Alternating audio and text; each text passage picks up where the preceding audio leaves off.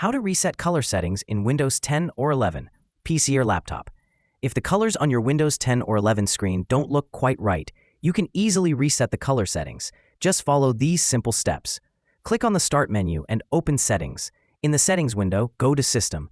Under System, select Display. Scroll down and click on Advanced Display Settings. Here you'll see your monitor details.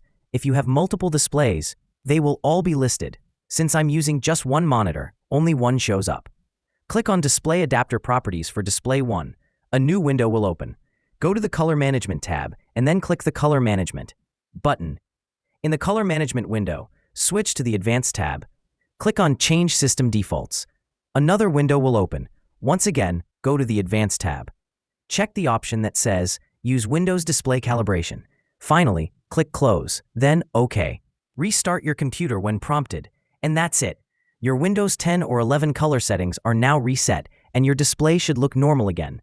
If you find this video useful, do not forget to like and subscribe. Thanks for watching.